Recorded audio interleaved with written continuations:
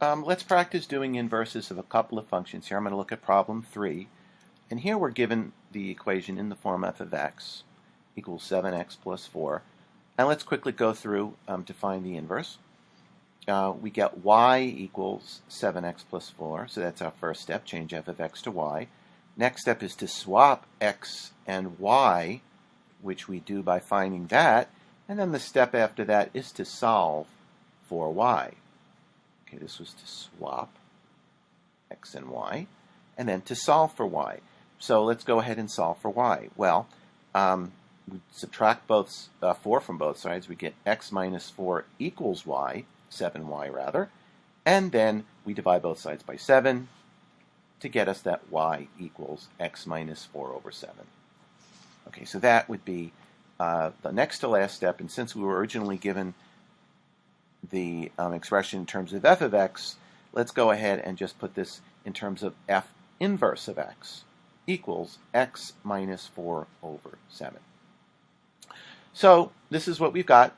If I just summarize on this side, we have f of x equals 7x plus 4, and f inverse of x equals x minus 4 over 7. We are supposed to show that f of f inverse of x equals x. So let's go ahead and do that. The outermost function is f of x. So we're going to take that as sort of a skeleton that we're going to build on. Remember, the technique that I showed you is to essentially go ahead and express the x as an open parenthesis that you're going to sort of drop something into. Because basically that's all it is. The x is just a holder for anything, a number, a function, an expression, anything that you want to drop into it. And what we're dropping into it is f inverse of x. So f inverse of x here is equal to x minus 4 over 7. So let's go ahead and put that into the equation. And we've got to prove that f of f inverse of x is equal to x. So I'll put a question mark here. We don't know for sure that the right side is equal to the left side, but we want to prove it.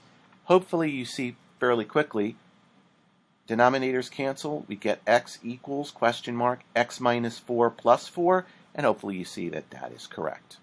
Okay, so we've finished that for the first function. Let's go ahead and look at 3b,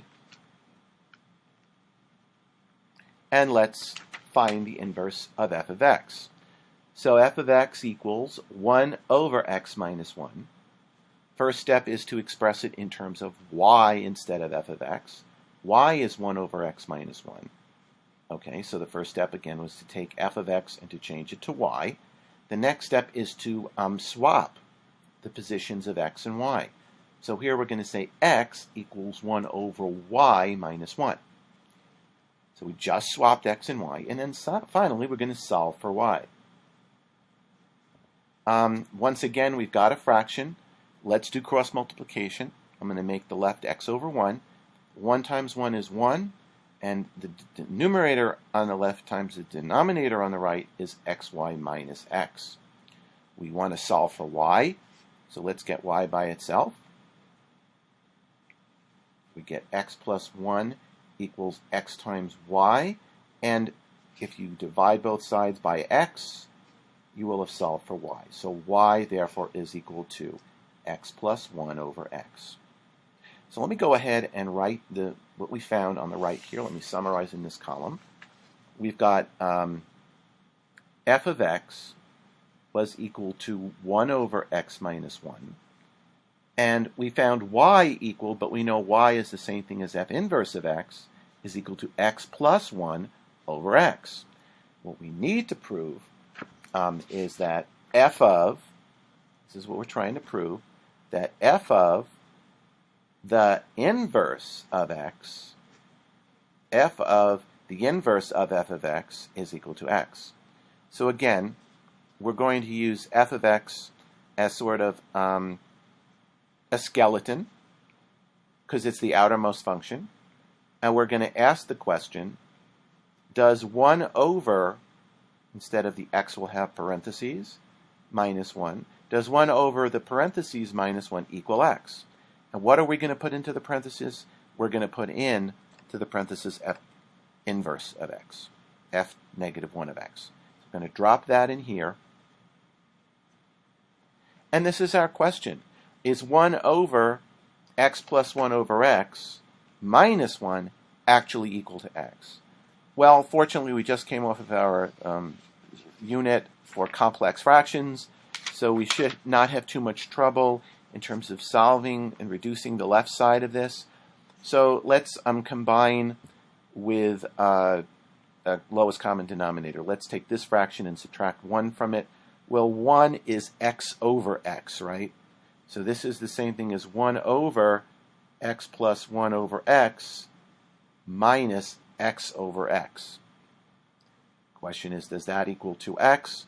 Well, x plus 1 minus x is just 1 over x. So this simplifies to 1 over x, but it was over 1 equals x. So the question is this true? And the answer is yes. This is the reciprocal of the reciprocal of 1 over x. Or if you'd like, we could use the keep change flip rule to say, well, we're dividing 1 divided by 1 over x. It's the same thing as 1 times the reciprocal of 1 over x, which is x itself. Unfortunately, this is the times sign, and 1 times x is equal to x. So x equals x, and that proves that.